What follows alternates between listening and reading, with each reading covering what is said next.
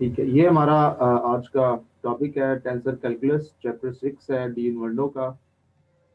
ठीक है, तो यहीं से आपने इसको तैयार करना है। आपको मालूम है कि टेंसर बेसिक कैलकुलस बेसिकली कहते हैं आप डेरिवेटिव और इंटीग्रेशन को, यानी आपने एफएससी और बीएससी में भी कैलकुलस पढ़ी होगी।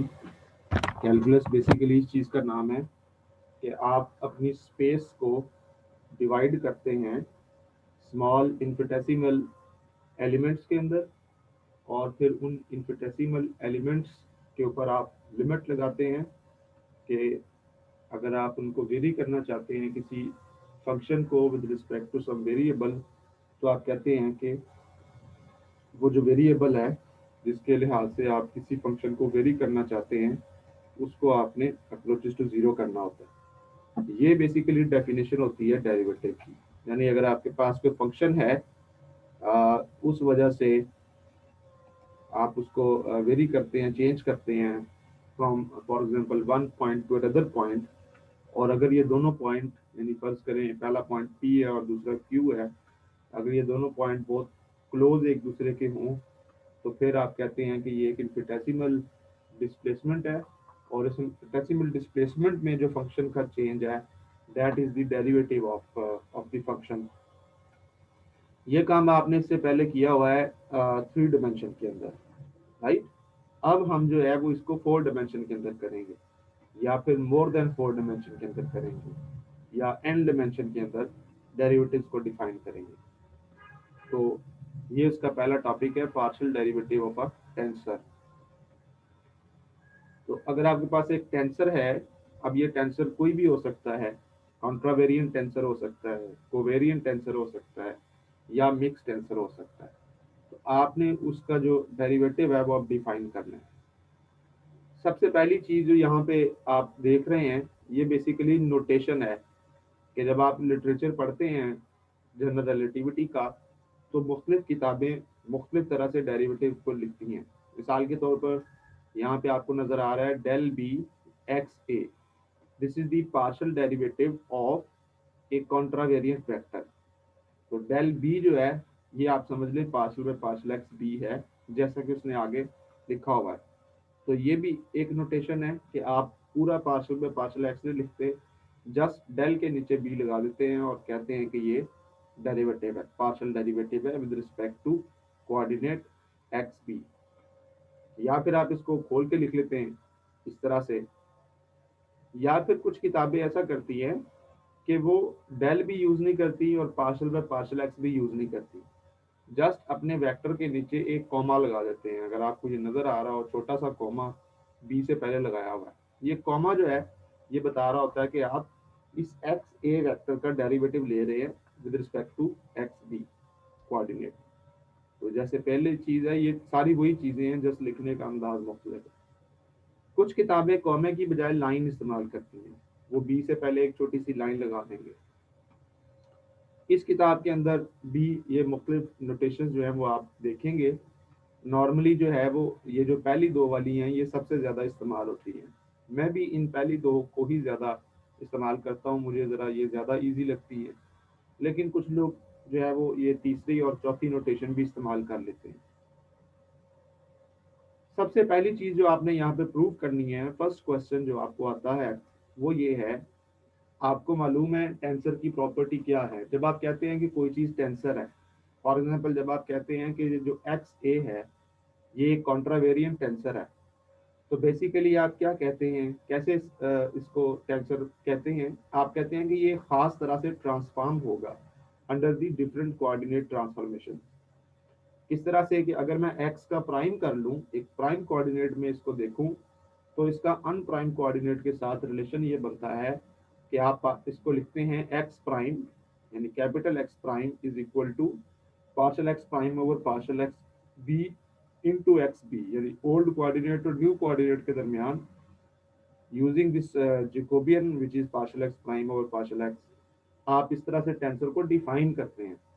और अगर किसी चीज को साबित करना हो कि ये टेंसर है, तो उस पूरी चीज का आप प्राइम लेंगे, और अगर वो प्राइम दोबारा उसी सेंस के अंदर डिफाइन हो जाए जिस तरह आपने पहला टेंसर डिफाइन किया है, तो फिर आप कहते हैं कि ये पूरी चीज भी क्या है, टेंसर है।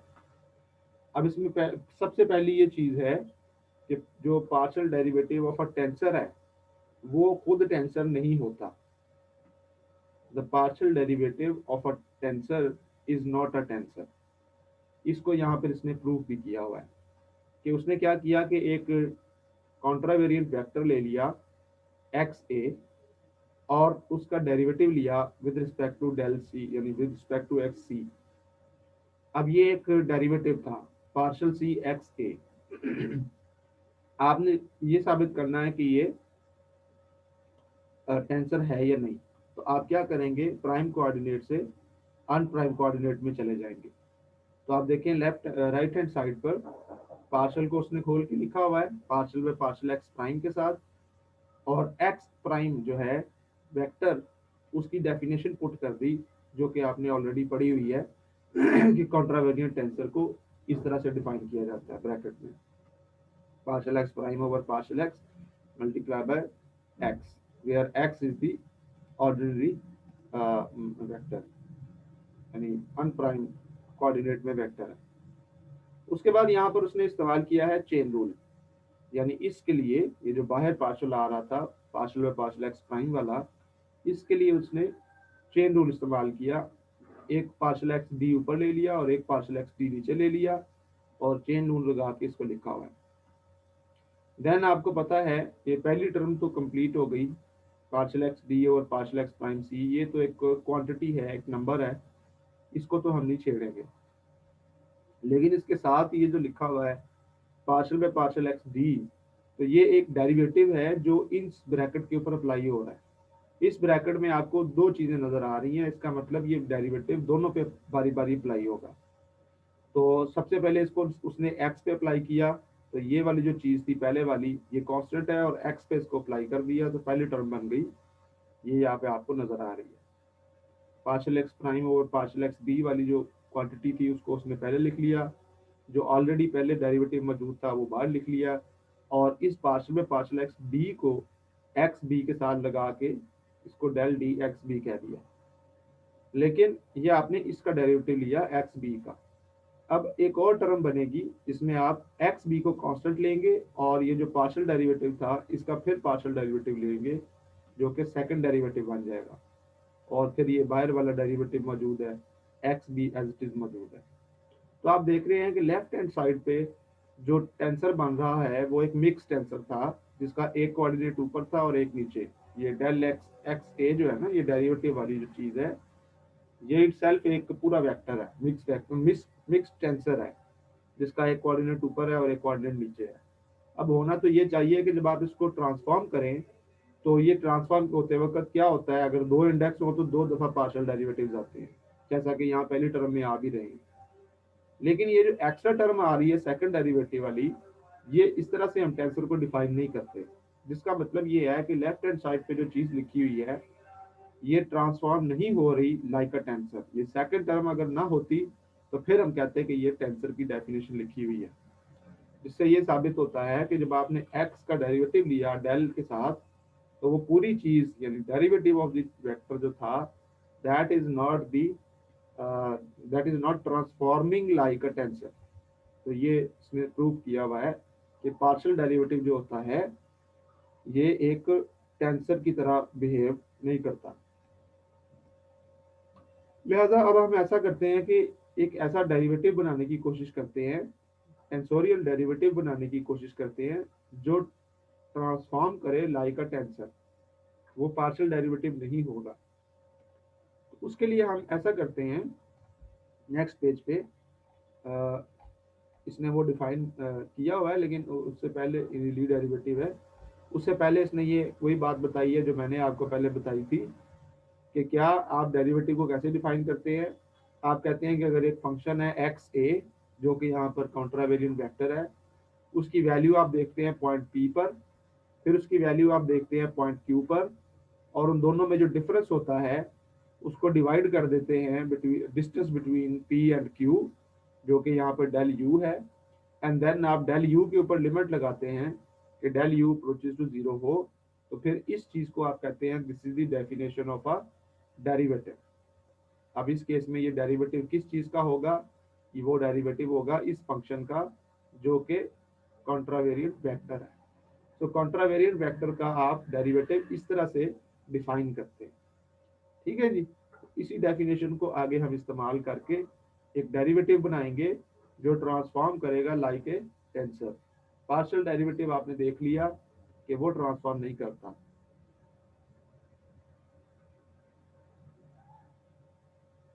फिर एक चीज यहाँ पर उसने ये बताई हुई है कि जो पी और क्यू होते हैं ये डिफरेंट पॉइंट्स होते हैं। यानी अगर आप वेक्टर को पी पॉइंट पे लेंगे और वेक्टर को क्यू पॉइंट पे लेंगे तो दोनों जगह पे ये डिफरेंट वैल्यू होगी। जस्ट इनका डिफरेंस लेना जो है वो टेंसर नहीं बनाता। यानी ये यहाँ पे लिखा भी हुआ है इसने कि अगर पॉइंट पी पे एक्स से निकालो और पॉइंट क्यू पे निकालो तो उनका डिफरेंस जो है वो टेंसर नहीं बनता, बल्कि उसको टेंसर बनाने के लिए आपको इस तरह से divided by delta U and delta U limit approaches to zero करना पड़ता है एंड देन वो डेरिवेटिव बनता है। ये चीजें आपको ऑलरेडी वेक्टर एनालिसिस से भी मालूम है और कैलकुलस से भी मालूम है। तो इस चीज के लिए हम ये करते हैं कि एक नया डेरिवेटिव जो है वो डिफाइन करते हैं और इसको कहते हैं leave derivative. This is very important. Leave derivative जो होता है ये टेंसोरियल डिफरेंशिएशन करवाता है। यानी टेंसर का डेरिवेटिव लेना हो तो लीव डेरिवेटिव के थ्रू लिया जाएगा और लीव डेरिवेटिव जो होगा वो फिर ट्रांसफॉर्म करेगा जस्ट लाइक ए टेंसर। लेकिन उसके लिए एक और चीज यहाँ पे डिफाइन करनी पड़ेगी जिसको अफाइन कनेक्शन कहते हैं या फिर क्रिस्टोफल सिंबल भी कहा जाता है। लेकिन उससे पहले हम लीड डेरिवेटिव स्टार्ट करते हैं। यहाँ पर देखें एक डायग्राम फिगर 6.1 आपको नजर आ रही है। इसको समझने की कोशिश करते हैं। यहाँ पर आप क्या देख रहे हैं इस डायग्राम में, जो लेफ्ट साइड के ऊपर डायग्राम है, ठीक है। तो इस डायग्राम में आप देखेंगे, फर्ज करें ये जो बाहर की तरफ बाउंड्री है इट इज अ मैनीफोल्ड। उस मैनीफोल्ड के अंदर आपने बहुत सी लाइनें यहाँ पर ड्रा की हुई हैं। ये लाइनें सीधी लाइनें नहीं है, कर्व्ड लाइनें आपको नजर आ रही हैं। So these are all curves.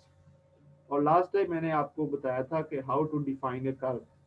तो इस तरह से कर्व को डिफाइन करते हैं कि अगर आपका कोऑर्डिनेट एक्स ए जो है ये डिपेंड कर जाए किसी और कोऑर्डिनेट यू के ऊपर तो फिर हम कहते हैं दिस इज दी कर्व। अब अगर आपके पास एक कर्व लिखी हो या कोई भी स्ट्रेट लाइन फॉर एग्जांपल लिखी हो, कोई भी इक्वेशन लिखी हो कर्व की या स्ट्रेट लाइन की, तो आपको पता है अगर उसका फर्स्ट डेरिवेटिव ले लिया जाए तो वो टेंजेंट डिफाइन करता होता है। ठीक है। यानी अगर आपके पास एक कर्व है तो उस कर्व का अगर फर्स्ट डेरिवेटिव ले लिया जाए with respect to the parameter तो वो क्या डिफाइन करता है, टेंजेंट। तो ये चीज उसने यहाँ से लिखी दी हुई है कि we can use it to define the tangent vector field. और टेंजेंट वेक्टर फील्ड क्या है, इस एक्स ए का derivative with respect to this parameter जिस पे एक्स ए डिपेंड कर रहा है। तो D X A by D U जो है this is a tangent vector along the curve. इसका मतलब इस मैनीफोल्ड के अंदर ये जो लाइनें आपको नजर आ रही थी एरोज के साथ, ठीक है, इन लाइनों के ऊपर आप हर पॉइंट के ऊपर एक टेंजेंट डिफाइन कर सकते हैं। तो आप देखें वो सबसे ऊपर वाली लाइन पे भी छोटे छोटे तीर जो हैं वो चार मसलन लगाए हुए हैं। ये जो छोटे छोटे वेक्टर्स बनाए हुए हैं these are the tangent vectors which are defined at a particular point of the curve each curve. किसी भी कर्व को देखें तो उस कर्व के हर पॉइंट के ऊपर आपने एक टेंजेंट वेक्टर जो है वो डिफाइन कर लिया है। ठीक है जी। तो अगर आप सारी लाइन के ऊपर इनको डिफाइन कर लें तो ये सारे टेंजेंट वेक्टर मिलकर जो है वो आपको एक वेक्टर फील्ड दे रहे होंगे और वो वेक्टर फील्ड जो है वो एक्स ए उसको आप कह सकते हैं। तो पूरे मैनीफोल्ड के ऊपर आपने क्या किया, पहले टेंजेंट वेक्टर्स बनाए, यानी पहले कर्व्स डिफाइन की, फिर कर्व के फर्स्ट डेरिवेटिव से आपने टेंजेंट वेक्टर्स डिफाइन किए और अब आप ये कह रहे हैं कि ये सारे टेंजेंट वेक्टर्स इनको आप मिला दें और इनको मिलाकर आप जो है वो एक वेक्टर या कंट्रावेरिएंट वेक्टर एक्स ए जो है वो डिफाइन कर सकते हैं ओवर दी होल मैनीफोल्ड। अच्छा, दूसरा तरीका उसने ये बताया हुआ है, ये नीचे जो है जैसे ये मैंने अभी आपको बताया ना कि ये सारे छोटे छोटे जो टेंजेंट्स थे उनको यहाँ पे उसने ऐड करके एक वेक्टर फील्ड बनाया हुआ है। तो 6.2 के अंदर ये बात डायग्रामेटिकली दिखाई गई है। दूसरा तरीका ये है कि आप एक non zero vector field define कर लें। ठीक है, पहले आप एक वेक्टर फील्ड डिफाइन कर लें X A, which is depending on some coordinate X. फिर आप क्या कर सकते हैं, इस वेक्टर फील्ड को फिर आप यूज करके कर्व्स बना सकते हैं। ठीक है ना, यानी दो तरीके हैं, या तो आप पहले कर्व्स बना लें और उनके ऊपर टेंजेंट्स ले लें और उन टेंजेंट्स को मिलाकर आप वेक्टर फील्ड डिफाइन कर लें, या फिर आप ऐसा करें कि पहले वेक्टर फील्ड डिफाइन कर लें। ये देखिए यहाँ पर निचली वाली डायग्राम में आपको पहले लाइनें नहीं नजर आ रही, पहले जस्ट ये छोटे छोटे एरोज नजर आ रहे हैं, बाद में इन एरोज को मिलाकर आपने कर्व बनाई है। यानी कहने का मकसद ये है कि पहले आपने वेक्टर्स डिफाइन कर लिए, ठीक है, एंड देन उन वेक्टर्स को टच करती हुई लाइनें ड्रा कर ली और आपको दोबारा वही डायग्राम मिल गई जो आपने 6.1 में देखी थी। तो ये उलट तरीका है कि आपने पहले एक वेक्टर डिफाइन किया, फिर उस वेक्टर के जो ट्रेजेक्टरीज थी उनको मिलाकर आपने ये टेंजेंट्स बना लिए, या उन टेंजेंट्स को मिलाकर आपने दोबारा ये कर्व्स बना लिए। तो 6.2 जो है ना वो इस चीज़ को बता रहा है कि D x by D you यानी जो टेंजेंट्स थे उनको आपने मिलाकर क्या बनाया है, x A, which depends on this function, this coordinate x, and which also depends on this parameter u। ठीक है जी, तो ये कॉन्फिडेंस ऑफ कर्व्स है। अच्छा, यहाँ पे हमने जस्ट एक कॉन्ट्रावेरिएंट वेक्टर लिया था जिसमें सिर्फ एक इंडेक्स था, लेकिन ये हो सकता है ये दो इंडेक्स वाला टेंसर हो, मिक्स टेंसर हो, कॉन्ट्रावेरिएंट ना हो, कोवेरिएंट टेंसर हो। तो जिस तरह का भी टेंसर है, इन जनरल अगर आपके पास एक टेंसर है टी और उसके ऊपर इंडेक्स है ए बी और भी बहुत सारे इंडेक्स हैं, यानी ये मिक्स टेंसर भी हो सकता है, मतलब बी को जीरो कर दें, बी नीचे वाले सारे जीरो कर दें तो ये कॉन्ट्रावेरिएंट टेंसर बन जाएगा, ऊपर वाले सारे इंडेक्स जीरो कर दें तो ये कोवेरिएंट टेंसर बन जाएगा। तो इन जनरल एक टेंसर है T A B dash dash, ऊपर बी और नीचे B, which depends on X. तो उसके लिए भी आप बिल्कुल इसी तरह से यही आइडिया इस्तेमाल करेंगे जो आपने ऊपर किया था। अब करना ये है आपने कि आपने किसी एक पॉइंट के ऊपर इस तरह से एक टेंसर जो डिफाइन करना है, लेट से उस पॉइंट को पी कह लेते हैं, उसको बाद में आपने ड्रैग करके लेके जाना है कोई दूसरा पॉइंट क्यू, यानी मैनीफोल्ड के ऊपर दो पॉइंट्स डिफाइन कर लेने हैं। लेफ्ट पे एक फर्ज करें पॉइंट पी था और राइट पे पॉइंट क्यू था। आप क्या करेंगे कि इस टेंजेंट वेक्टर को ही बेसिकली आप ड्रैग कर करके क्यू पॉइंट तक लेके जा रहे होते हैं। यानी एक्स को ड्रैग करने का मतलब है कि आप D x by D U जो है उसको ड्रैग कर रहे हैं। तो ये चीज जो है इसने यहाँ पे बताई हुई है। ठीक है, the essential idea is to use the congruence of curves to drag the tensor at some point P along the curve passing through P to some neighboring point Q। एक पॉइंट P से point Q तक इसको ले जाना है, and then compare this dragged along tensor with the tensor already there। तो फिर आपने जो क्यू पॉइंट पे ऑलरेडी टेंसर मौजूद है उसके साथ इस टेंसर को कंपेयर करना है जो आप पी से खींच के ले गए थे, ड्रैग करके ले गए थे। ठीक है, और ये सेम टाइप के ही टेंसर होंगे। तो यहाँ पर ये आइडिया ज्यादा आपको क्लियरली नजर आ रहा है डायग्राम में। ठीक है, तो ये पी पॉइंट था, पी पॉइंट के ऊपर आपने एक टेंसर डिफाइन किया एक्स ए जो कि एट पॉइंट बी है। ठीक है, ये उसकी मतलब टेंजेंट वेक्टर से आपने इसको डिफाइन किया हुआ है। इसके साथ ही आप एक और टेंसर डिफाइन कर सकते हैं एट पी जो कि ऊपर की तरफ जा रहा है। ठीक है, यहाँ पे वेक्टर्स की फॉर्म में इसको दिखाने की समझाने की कोशिश की हुई है, क्योंकि आपको पता है कि जो सिंगल इंडेक्स वाला टेंसर होता है वो वेक्टर ही होता है। तो दैट इज वाई उसने यहाँ पर वेक्टर्स के जरिए इसको समझाया हुआ। अब आप क्या करते हैं, इस टेंसर को जो कि पी के ऊपर यहाँ इस सिमत में मौजूद है, इसको आप ड्रैग करके ले जाते हैं किसी दूसरे पॉइंट क्यू के ऊपर। नीचे ये कर्व बनी हुई है जिसके दो पॉइंट्स हैं पी और क्यू। तो जब आप इसको ड्रैग करके क्यू पे ले गए तो यहाँ पे ये डैश लाइन के अंदर आपको ये नजर आ रहा है, ये वो पॉइंट, ये वो वेक्टर है जो डैश लाइन में वो वेक्टर है जिसको आप ड्रैग करके लाए हैं पी से। लेकिन यहाँ पर एक और टेंसर ऑलरेडी भी तो मौजूद होगा क्यू के ऊपर, तो वो ये टेंसर होगा। तो अब आपने इसको इस टेंसर के साथ कंपेयर करना है, और जैसे जैसे आप मैनीफोल्ड पे मूव करते हैं आपको पता है चूंकि ये कर्व है तो कर्व के डिफरेंट पॉइंट पे टेंजेंट डिफरेंट तरह से होता है। तो ये इसका क्यू पॉइंट पे टेंजेंट लिया हुआ है और ये पी पॉइंट पे टेंजेंट लिया हुआ है। ठीक है, तो ये टेंजेंट वेक्टर्स भी साथ शो किए हुए हैं। तो असल में आपने ये किया है कि ये जो पी पॉइंट वाला टेंसर था इसको आप ड्रैग करके ले गए क्यू पॉइंट पे, एंड देन आप कंपेयर कर रहे हैं इसको उस टेंसर के साथ जो ऑलरेडी क्यू के ऊपर मौजूद हुआ था। ठीक है, अब आपने डिफाइन करना है डेरिवेटिव। तो अब क्या क्या कैसे डिफाइन करेंगे, जैसे हमने पहले बात की थी कि आप क्या करेंगे, टेंसर एट क्यू में से माइनस कर देंगे टेंसर एट पी वाले को, या टेंसर एट पी वाले में से माइनस कर देंगे टेंसर एट क्यू जो था उसको। ठीक है जी। लेकिन आपको मालूम है कि मैनीफोल्ड का मतलब ये होता है कि हर पॉइंट पे आप डिफरेंट कोऑर्डिनेट्स को डिफाइन करते हैं। तो इसका मतलब पी पॉइंट के जो कोऑर्डिनेट्स थे वो अब क्यू पॉइंट पे जाके चेंज हो गए हैं।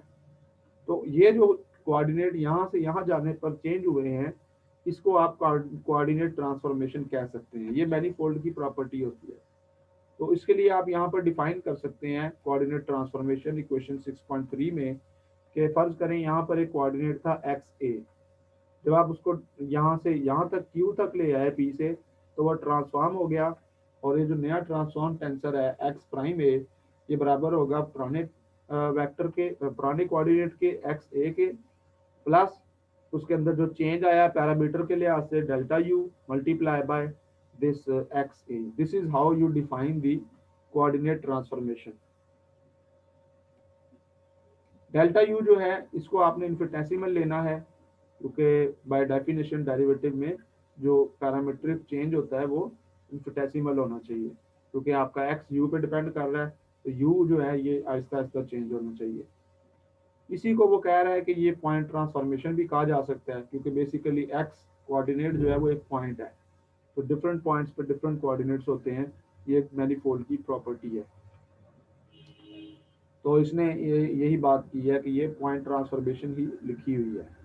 तो बेसिकली ये उसने समझाया हुआ है कि हुआ ये है कि आप जब पी से क्यू पे गए तो आपका जो एक्स ए कोऑर्डिनेट था वो ये बन गया, चेंज होकर ये बन गया। अब जो जो पॉइंट क्यू है ये ऑलरेडी उस कर्व के ऊपर मौजूद है जिसके ऊपर पी भी मौजूद है, तो ये पूरी कॉन्ग्रुएंस थी ना।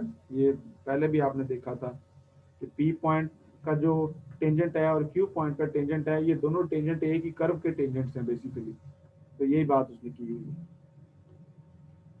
खैर अब ये किया उसने कि ये जो इक्वेशन आपने लिखी थी एक्स ए प्राइम वाली इसको डिफरेंशिएट करके पार्शियल एक्स ए प्राइम को पार्शियल एक्स बी के साथ, तो आपको राइट साइड पे मिलेगा पार्शियल एक्स ए ओवर पार्शियल एक्स बी जो कि डिराक डेल्टा फंक्शन होता है। अगर दोनों एक्स और एक्स नीचे सेम हो ऊपर भी सेम हो तो दोनों इंडेक्स मिला के डिराक डेल्टा बनाते हैं, लास्ट टाइम डिफाइन किया था। प्लस डेल्टा यू तो ऑलरेडी एक पार्शियल डेरिवेटिव है, ये तो एक्स पर डिपेंड नहीं कर रहा, लेकिन ये आगे जो वेक्टर था एक्स ए ये डिपेंड कर रहा था एक्स पे, लिहाजा इसका डेरिवेटिव आ जाएगा डेल बी एक्स से। तो आपने इस इक्वेशन का टोटल पार्शियल डेरिवेटिव लिया है। तो जैसे अब आपने क्या करना है, पी पॉइंट पे वो जो टेंसर डिफाइन किया था उसको आपने क्या देना है टी ए बी। लेट से ये वो टेंसर था। अब आप क्या करेंगे, जब आप इस पी पॉइंट को ड्रैग करके क्यू पॉइंट पे लेके जाएंगे तो ये टेंसर जो है ट्रांसफॉर्म हो जाएगा, टी प्राइम बन जाएगा और कोऑर्डिनेट भी चेंज हो गया अभी आपने देखा है। तो एक्स जो है वो एक्स प्राइम बन जाएगा। तो यूं आप कह सकते हैं कि आपने टी ए बी को जब ड्रैग किया तो टी ए बी ट्रांसफॉर्म हो गया into T prime A B. अब अगर आप इसकी डेफिनेशन इस्तेमाल कर लें, आपको पता है ट्रांसफॉर्मेशन ऑफ टेंसर क्या होती है। तो टी ए बी की ट्रांसफॉर्मेशन आएगी इस तरह से, पार्शियल एक्स प्राइम दो दफ़ा आएगा क्योंकि कॉन्ट्रावेरिएंट टेंसर है, दोनों इंडेक्स ऊपर हैं तो दोनों प्राइम भी ऊपर होंगे और यहाँ पर ये ओल्ड टेंसर आ जाएगा। देन आपने क्या करना है कि यूजिंग दिस फार्मूला 6.4 इसके लिए आपने यहाँ पहली टर्म में भी डेरिवेटिव है और दूसरी टर्म में भी डेरिवेटिव्स हैं वो आप 6.4 से उठा के यहाँ पे पुट अप कर देंगे और टी सी डी वैसे ही साथ आ जाएगा। देन आप इसको ओपन करेंगे, ठीक है, ओपन करके फाइनली आपको ये वाली टर्म मिल जाएगी। डिराक डेल्टा आपने अप्लाई कर देना है, आपको पता है डिराक डेल्टा सिर्फ वहाँ वैल्यू देगा जहाँ ए सी के बराबर होगा और यहाँ पर जहाँ बी डी के बराबर होगा। तो वो इंडेक्स आपने सारे सेम कर देने हैं। यू स्केयर वाली टर्म्स नहीं लिखनी, जस्ट फर्स्ट ऑर्डर टर्म्स आपने लिखनी है। अब आपने क्या करना है कि आपने टेलर थ्योरम अप्लाई कर देना है प्राइम वाला जो था, जैसे आपने 6.5 बनाई है 6.6 में भी आपने टी एक्स प्राइम को ही दोबारा लिखा हुआ है। टी एक्स प्राइम को किस तरह से लिखा जा सकता है, T X prime plus del U X C, ठीक है ना, ये डेफिनेशन एक्स प्राइम की। एंड देन आप इसके ऊपर लगा देंगे टेलर एक्सपेंशन। टेलर एक्सपेंशन आपको पता है कि अगर आपके पास एक फंक्शन हो, for example F of X plus something delta X कह लें, तो आप टेलर एक्सपेंशन लिखते होते हैं F of X plus first delta X into first derivative of F and so on. तो यही चीज यहाँ पर की हुई है, मतलब you can use simply T A B के जो इंडेक्स हैं इसके साथ देखेंगे तो मुश्किल लगेगा, जस्ट इसको फंक्शन ही समझें तो क्या आएगा, पहली टर्म वैसे ही आ जाएगी एफ ऑफ एक्स ये वाली, प्लस डेल यू वैसे ही आएगा, और आप क्या करेंगे इस पूरी टर्म को वैसे ही लिखेंगे डेल यू एक्स सी, और फंक्शन का पहला डेरिवेटिव लिख देंगे यानी डेल सी ऑफ टी, यानी डेल ऑफ टी लिख देंगे। इंडेक्स आपने ऑफ कोर्स डिफरेंट यूज करने होते हैं। ओके, तो 6.5 और 6.6 को अब आपने आगे इस्तेमाल करना है। तो ये फाइनली ली डेरिवेटिव की डेफिनेशन दी हुई है, एल एक्स से इसको डिफाइन करते हैं, डिनोट करते हैं, और Lie derivative of this tensor T A B is equal to, क्या किया है जी, टी ए बी को एक्स प्राइम पे माइनस टी प्राइम को एक्स प्राइम पे, दोनों को माइनस करके डेल्टा यू पे डिवाइड किया है, और डेल्टा यू पे लिमिट लगा दी approaches to zero. This is the definition of Lie derivative where T X prime जो है that is given by equation 6.6 and t prime x prime that is given by equation 6.5। तो इन दोनों की values आप यहाँ पे पुट करें, ठीक है, या माइनस करना है ना आपने इनको, तो इनकी वैल्यूज अगर आप पुट कर दें तो यहाँ पे इसने अब किया नहीं हुआ, एक स्टेप यहाँ पर इसको करना चाहिए था जो इसने नहीं किया हुआ, इसकी फाइनल फॉर्म लिखनी चाहिए थी। बहरहाल 6.7 में आपने इसको इनकी वैल्यूज जो है वो पुट करनी है, तो जब आप पुट करके लिमिट अप्लाई कर देंगे finally you will get this 6.8। Just एक स्टेप है जो यहाँ पे मिसिंग है, वो आप पुट कर लीजिएगा। जस्ट आपने वैल्यूज पुट करनी है, दोनों को माइनस करना है, फाइनल जो चीज़ आएगी उसमें आपने लिमिट अप्लाई करनी है। आप लोगों ने ये सीखा हुआ है कि लिमिट कैसे अप्लाई करते हैं। So finally, you will get this definition, which is the definition of Lie derivative. And Lx of TAB is equal to this term with TAB minus this term and minus this term. तो ये तीन terms जो है इनसे आपने पता इसको नहीं डिफाइन कर देना। अच्छा, ये 6.8 तक आ जाएंगे आप। इसके बाद इसमें कुछ प्रॉपर्टीज इसने डिस्कस की हैं, और बाद में इनको फिर फाइंड कनेक्शन के साथ भी जोड़ना है, ठीक है।